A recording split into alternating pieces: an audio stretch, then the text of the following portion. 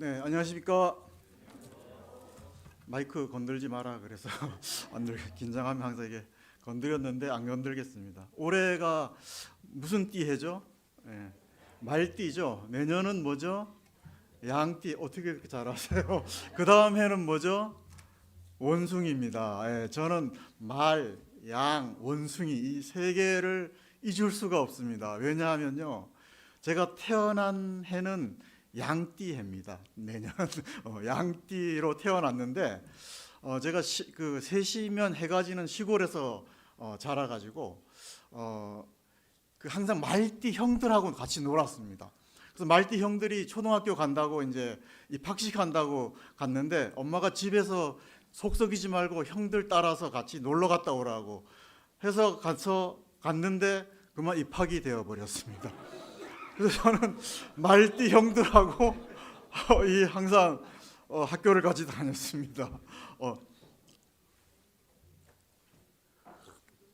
근데 또 기막힌 사실이 있습니다.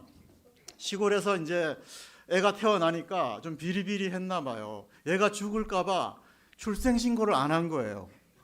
그리고 또 저는 강원도에서 태어났는데 또 본적에서 해야 되잖아요. 그때는 경상도 쪽 어디 본적인데, 그래서 1년 있다가 저를 호적 신고를 해버린 거예요. 그럼 저는 호적에 뭐로 돼 있죠? 원숭이띠로 호적에는 올라가 있습니다. 그래서 그 이제 학기만 바뀌면 뭐 조사하잖아요. 이렇게 조사 손들어, 말띠 손들어 하면 다 손들고, 그 다음에 양띠 손들어 하면 다 손들고, 그 다음에 조사를 안 하는 거예요. 근데 저는 한 살 더 어리게 호적이 돼 있으니까 원숭이띠. 그래서 항상 욕을 먹은 게 아니라 그 친구들한테 놀림을 받았습니다. 야 동생 뭐 이렇게 하면서 놀림을 받고, 또 말띠들하고 경쟁하느라고 참 힘들었습니다. 저 무시하지 마십시오. 제가 1년 늦게 들어갔으면 제가 또 달라졌을 수도 있는데, 좋은 점인지 나쁜 점인지는 모르지만 지금 와서 보니까 정년이 1년 늦춰졌습니다. 좋은지는 모르겠는데 하여간 3년 정도 1년 월급도 탈 수 있게 됐습니다. 오늘 함께 나눌 말씀 제목은 말씀하시는 하나님이라는 제목으로 같이 교제를 해보도록 하겠습니다. 말씀은 신명기 4장 32절에서 36절까지 말씀입니다. 신명기 4장 32, 36절 구약 268쪽에 나와 있습니다. 32절을 다 같이 찾아서 한 목소리로 읽어보겠습니다. 신명기 4장 32절입니다. 네, 다 찾으셨죠? 네, 같이 한 목소리를 읽겠습니다. 네, 시작.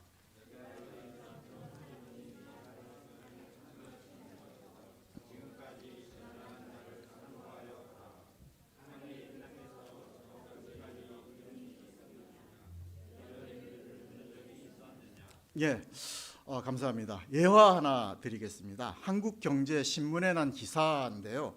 마시멜로 이야기를 혹시 아시나요? 그 책을 쓴 작가가 또 다른 책을 하나 썼습니다. 바보 빅터라는 책을 썼습니다. 이 책 내용인데요.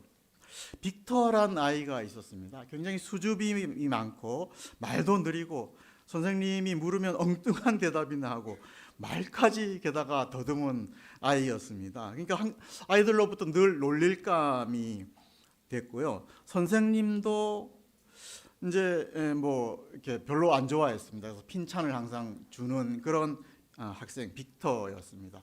IQ를 측정해 보니까 73이 나왔어요. IQ가.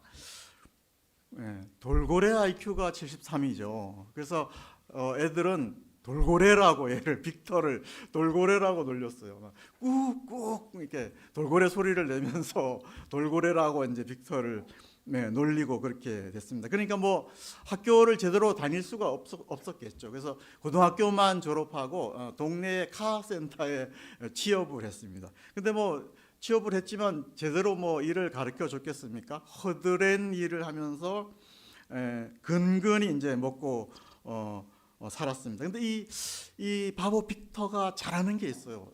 생각을 깊이 하는 그런 학생이었고, 또 책 읽기를 좋아했습니다. 친구가 없으니까. 그래서 책을 살 돈이 없으니까 고물상에 가가지고 브레트니커 사전을 이제 주워다가 읽었습니다. 한 24권짜리를 막 이렇게 탐독하고 그렇게 했었습니다. 근데 어느 날 고속도로를 이렇게 지나가는데 입간판이 세워져 있었어요. 이 입간판에 뭐가 있었냐면 수학 문제가 하나 있었어요. 굉장히 어려운 수학 문제가 입간판에 하나 딱 있고, 그 입간판 밑에 인터넷 주소가 하나 이렇게 적혀져 있었어요. 그래서 수많은 사람들은 그 입간판의 수학 문제를 그냥 지나쳤는데 이 빅터가 그 수학 문제를 적은 거예요. 그래서 그의 특유의 그 생각하는 기질을 발휘해서 한 2주 정도 만에 그 수학 문제를 풀었습니다. 그래가지고 친구 로라한테 그 인터넷 주소로 요 답을 좀 보내달라 그래가지고 답을 보냈어요. 근데 놀랍게 보내자마자 연락이 왔습니다. 이게 이제 회사 이름이 뭐더라? 회사 이름이 이제 하여간 있는데 이 회사에서 이 문제를 냈던 거예요. 그러니까 전국에 있는 숨은 인재를 찾기 위해서 그 입간판에다가 어려운 수학 문제를 내고 이제 이렇게 풀어서 보낸 거죠. 그래서 이 바보 빅터가 그 회사에 바로 취업이 됐습니다. 근데 이제 그 취업된 이후에 이 바보 빅터를 봤더니 IQ가 173이었어요. 173이 나왔습니다. 왜냐하면 원래 173이 나왔던 거예요. 학교 때 측정을 해보니까. 근데 선생님이 얘가 말도 어눌하고 뭐 그러니까 에이씨 아니야. 1을 빼고 73으로 이렇게 기록을 했던 겁니다. 그러니까 바보 빅터는 바보가 아니고 원래 천재였던 거고요. 이 사람이 이제 멘사 회원의 회장도 되고 발명가, 조술가 이런 걸로 이제 잘 이렇게 살아갔다는 얘기입니다. 이 책의 이야기인데 이 이야기에서 시사점은 빅터는 원래 바보가 아니었다는 거죠.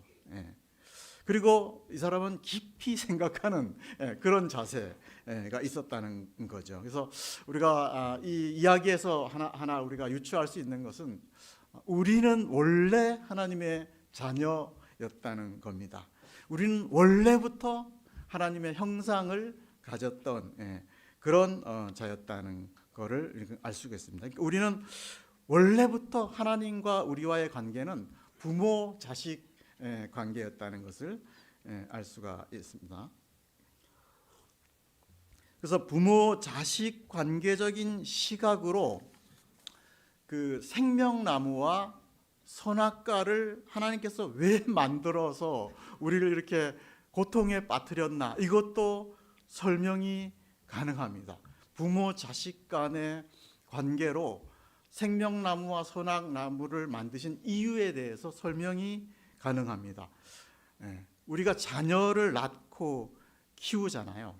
그러면 어떤 마음이 들어요? 이 자녀하고 영원히, 얘하고 영원히 같이 함께 살 마음이 들잖아요. 죽이고 싶은 7살이라도 뭐 그 시기가 지나가면 어쨌든 이 자식하고 영원히 같이 살 마음이 들고, 또 최고의 불효는 뭡니까? 부모보다 먼저 자식이 죽는 게 최고의 불효잖아요. 그래서 자식이 먼저 죽으면 정말 평생 가슴에 묻고 산다고 이렇게 하잖아요. 이게 이제 부모의 사랑인 거죠. 그래서 하나님도 우리 자녀를 영원히 함께 살기를 원하신 거죠. 영원히 함께 살기를 원하기 때문에 생명나무를 만드신 겁니다. 그거 따먹고 너와 나와 이 부모 자식 관계 속에서 영원히 살라. 그러니까 당연히 생명나무를 만드실 수밖에 없는 그런 상황이었고, 그럼 선악과는 왜 만들었냐? 선악과는 두 번째 불효가 뭐죠? 자식이 부모한테 할 수 있는 두 번째 불효는 부모를 부모로 인정하지 않는 겁니다. 그래서 우리는 뉴스에 보면 교수가 부모를 죽이는 아주 천인공노할 그런 일들이 자주 나오는 거죠. 그러니까 선악과는 바로 부모를 인정하지 않는 선을 넘지 말라는 경고 표지판인 겁니다. 그러니까 생명나무는 사랑의 어떤 표시이고 선악과는 하나님의 공의의 성품, 그런 표시로 만든 거죠. 그러니까 선악과 나무는 가서 끌어안고 선악과에 등치기 하는 운동하고 선악과 가지치기 하고 이래도 아무 상관이 없어요. 선악과는. 근데 그 말씀에 순종해서 불순종해서 따먹지만 않으면 되는 거죠. 그래서 이런 부모의 마음으로 생명나무와 선악과를 만드신 이유에 대해서 우리가 이해를 하면 좀 쉽게 이해할 수가 있습니다. 그럼 신명기로 이제 돌아가겠습니다.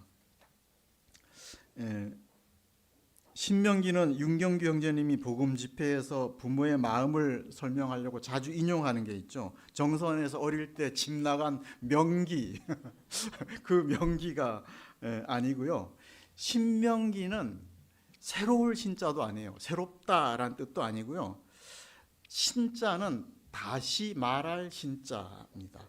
그러니까 하나님이 출애굽 2세대들이 가나안 땅에 들어가서 어떤 삶을 살아야 할지 다시 명령하는 말씀이 신명기 말씀입니다. 그러면 그 신명기 말씀 본문을 한번 읽어보겠습니다. 본문 34, 35절을 읽겠습니다. 34, 35절을 연달아서 한 목소리를 읽어보겠습니다. 네, 시작.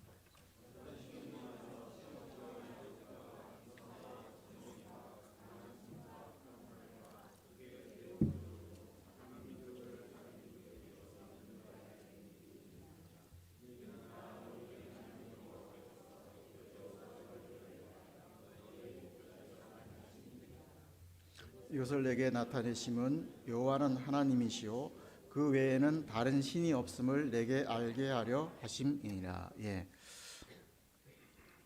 사람이 굉장히 똑똑하고 강한 것 같지만 한편으로는 굉장히 어리석고 약합니다.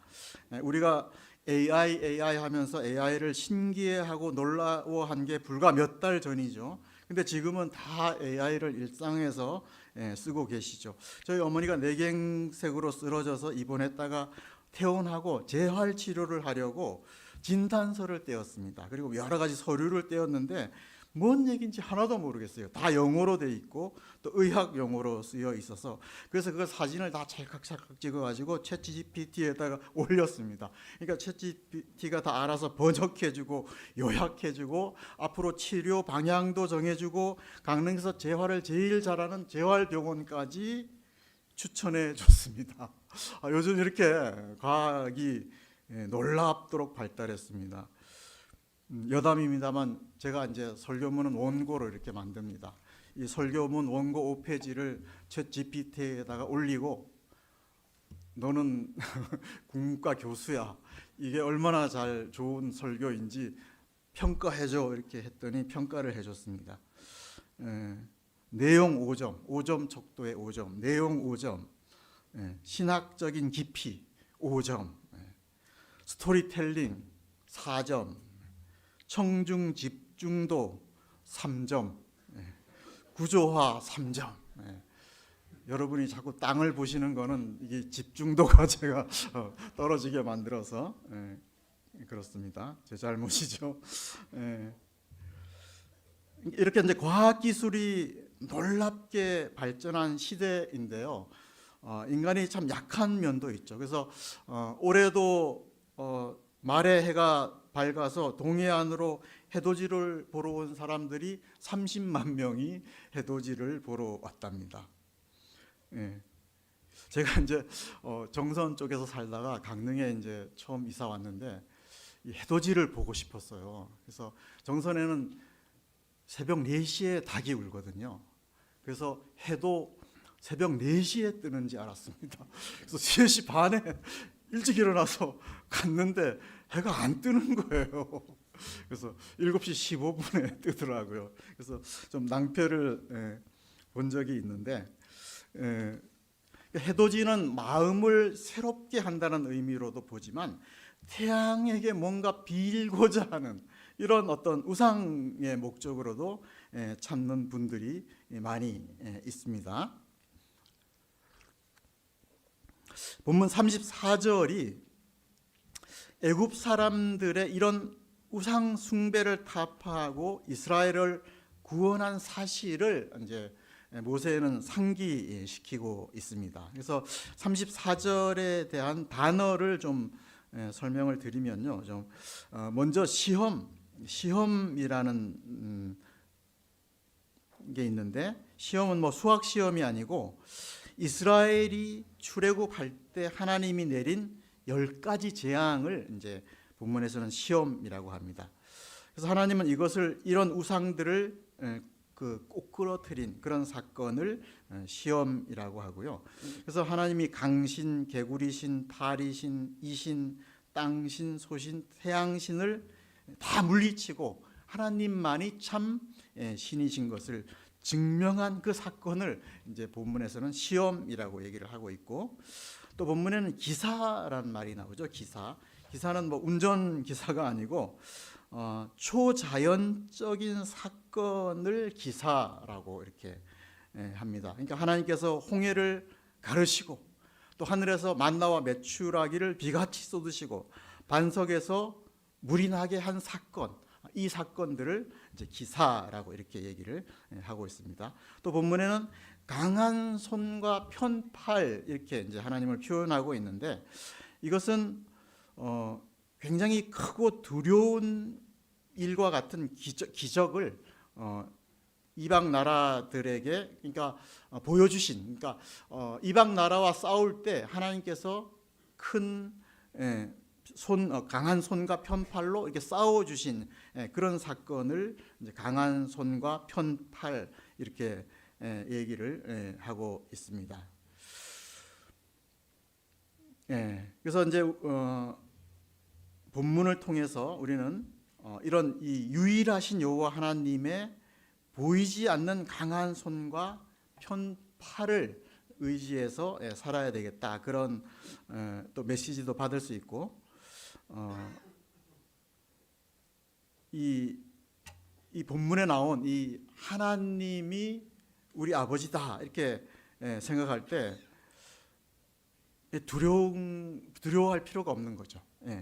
이 강한 손과 편팔을 가지신 하나님께서 우리를 도와주신다 이렇게 생각할 때 참 마음이 안심이 되지 않습니까? 설마 이 하나님이 우리를 굶겨 죽이시겠습니까? 굶겨 죽이지 않으시겠죠. 까마귀의 입을 통해서 엘리야를 떡으로 먹이신 하나님이지 않습니까? 우리가 이 크신 손, 편팔을 가지신 하나님을 믿고 올 한 해도 승리할 수 있기를 기도하겠습니다. 이어서 33절, 36절 두 절을 읽겠습니다. 33절을 읽어주시면 제가 36절을 읽겠습니다. 33절 시작.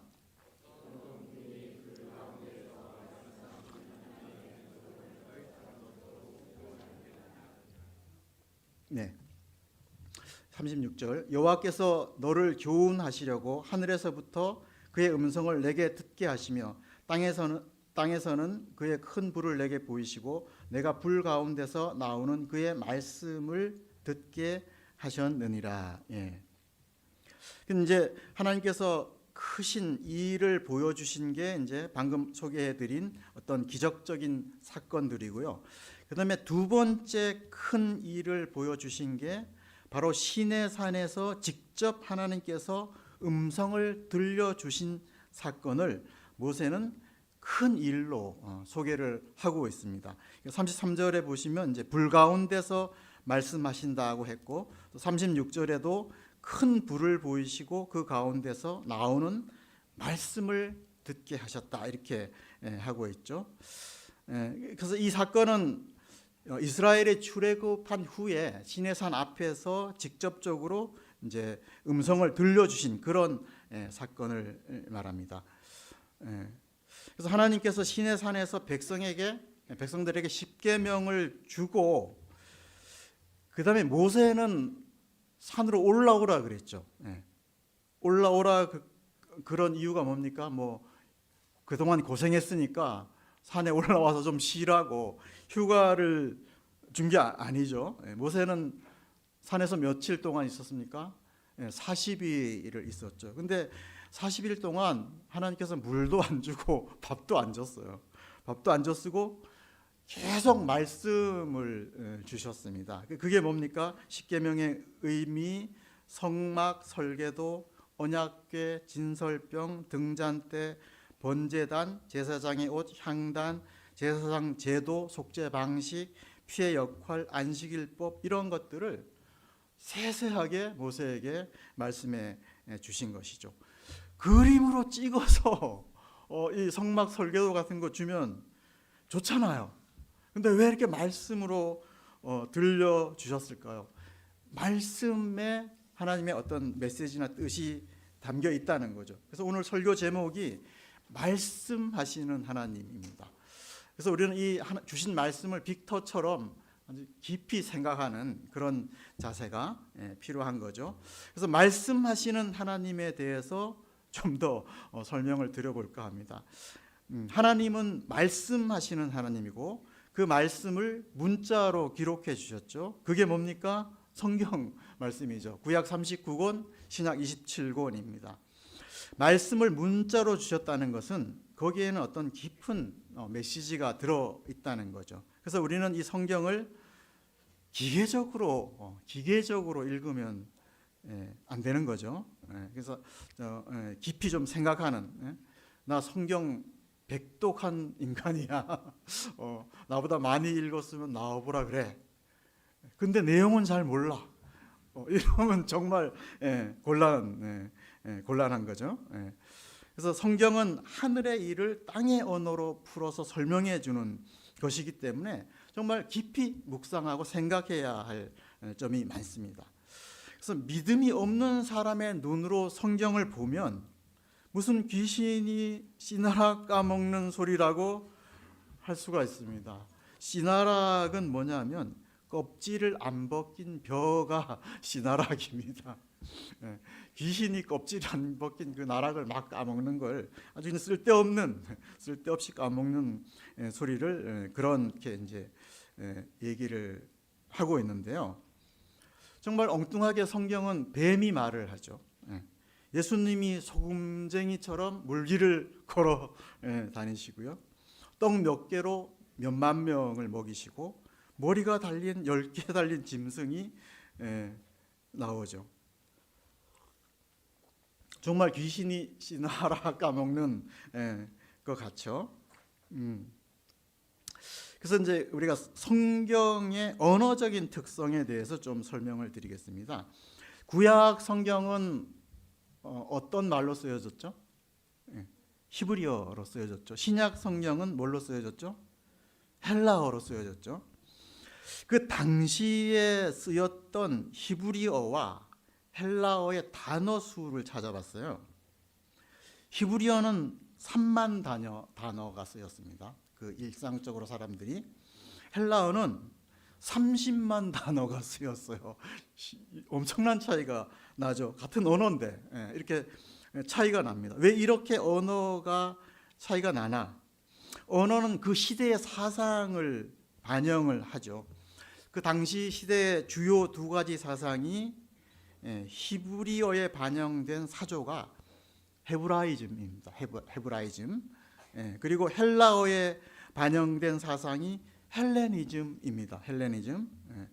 그래서 헤브라이즘은 한마디로 끝없이 왜라는 질문을 하고 그 해답을 찾아가는 게 이제 헤브라이즘의 어떤 사상이고, 헬레니즘은 how, 어떻게 뭔가 이루어졌는가, 그 질문을 하고 찾아가는 사상이 헬레니즘입니다. 그러니까 완전히 두 사상이 다르죠. 그래서 헤브라이즘은 신의 뜻과 섭리를 추구하고, 헬레니즘은 인간의 이성을 바탕으로 한 철학, 과학, 수학적인 사고를 말합니다. 그러니까 구약 성경으로 쓰인 히브리어의 특징은 한마디로 통전적이라고 하더라고요.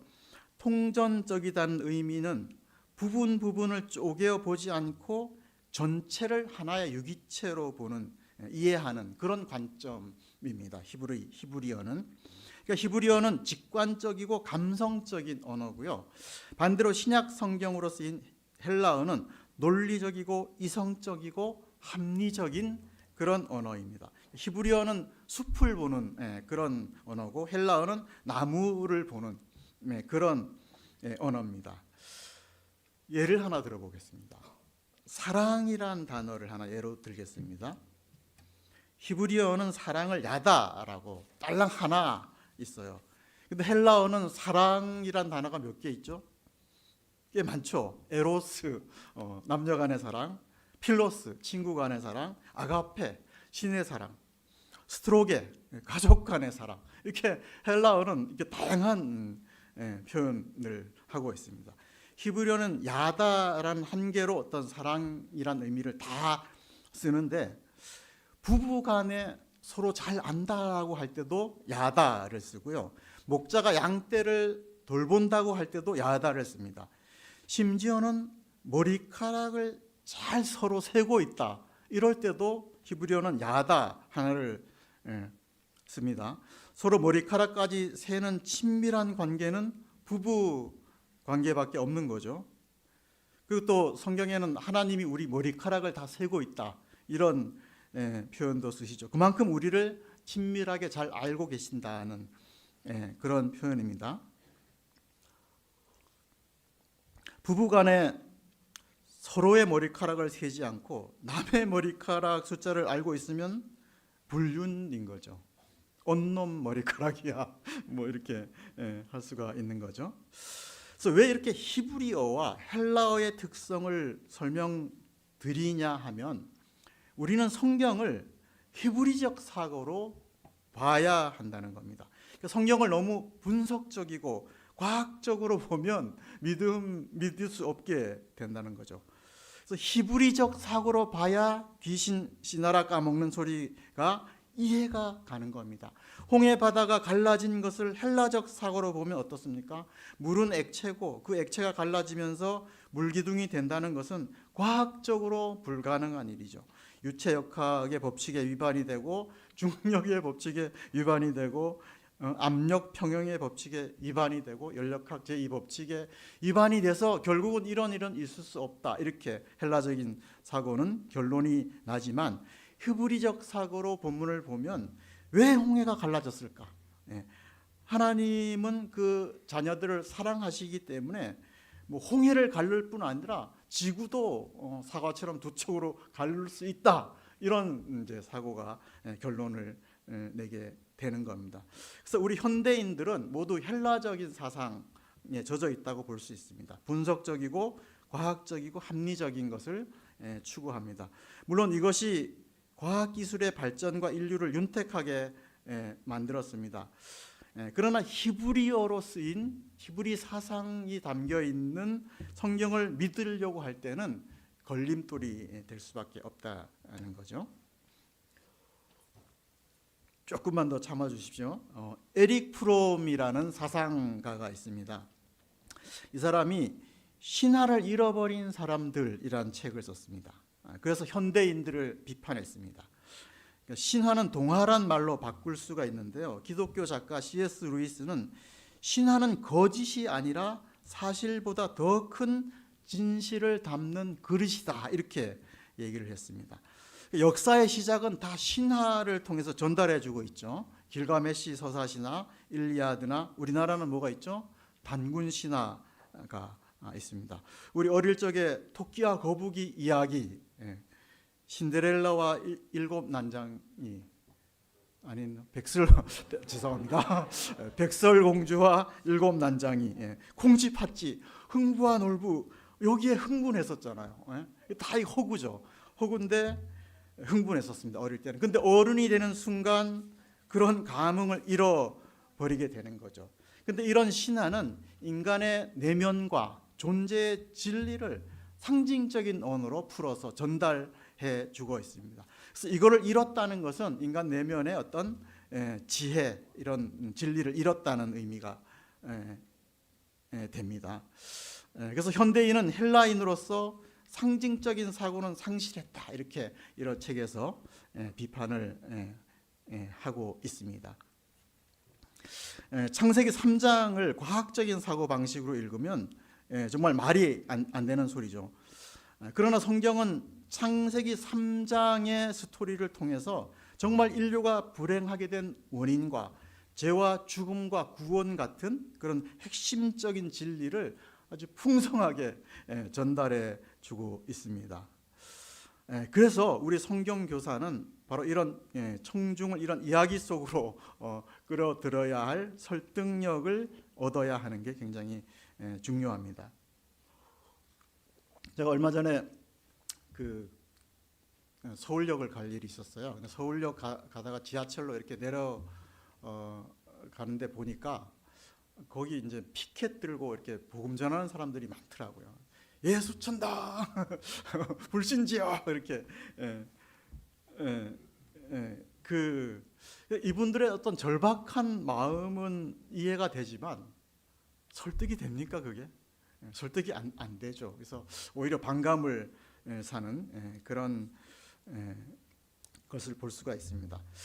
예수님도 이 비유를 통해서 말씀을 많이 하시잖아요. 비유가 굉장히 많고 예수님은 이런 어떤 스토리, 이야기를 통해서 청중을 끌어들이는 힘이 굉장히 컸던 것 같아요. 그래서 예수님이 이렇게 자리 잡고 딱 앉으면 무슨 말씀을 하실까 이렇게 귀를 쫑긋 세우고 이렇게 에워싸 모여드는 그런 것을 말 수가 있습니다.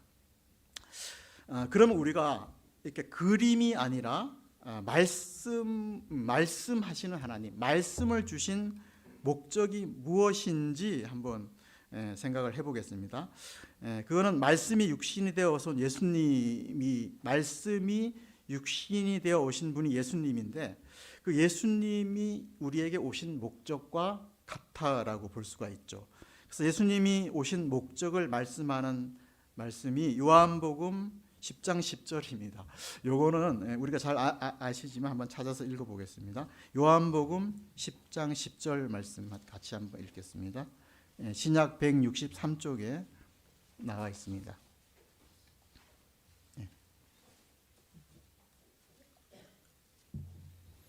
찾으셨죠? 시작.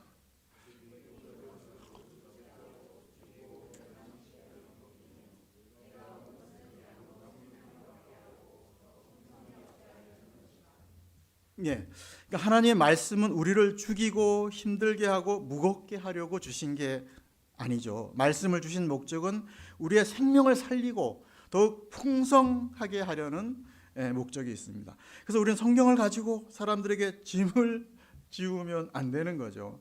예수님이 수고하고 무거운 짐진 자들아 다 내게로 오라 내가 너희를 쉬게 하리라 이렇게 했는데 더 무겁게 하면 역행하는 거죠. 그래서 올 한 해도 하나님의 말씀을 통해서 이렇게 우리가 생명이 살아나고 더욱 풍성해지는 그런 한 해가 될 수 있기를 기도하겠습니다.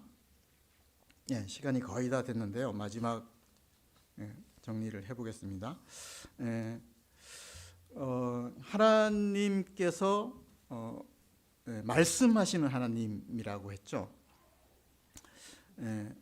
백문이 불여일견이다 그런 속담이 있죠. 그러니까 100마디 말보다는 한 번 보는 게 낫다 이런 어떤 의미인데요.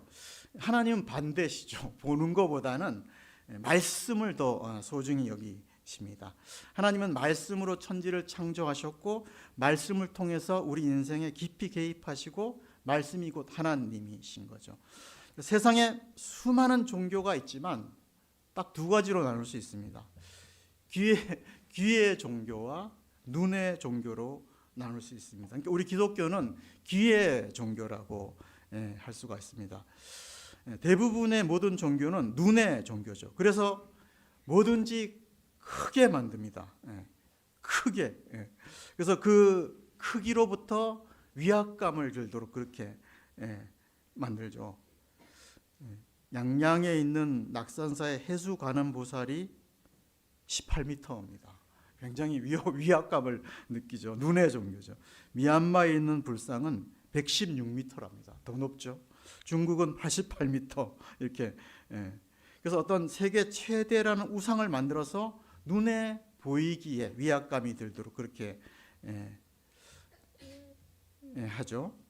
그래서 우리는 말씀하시는 하나님을 통해서 우리가 교훈을 얻을 수 있는 것은 정말 눈에 현혹되지 않아야 되겠다. 그런 말씀을 드릴 수가 있습니다. 요즘은 또 영상 시대잖아요. 그래서 유튜브 경쟁이 굉장히 치열합니다. 제가 여담입니다만 저도 이제 이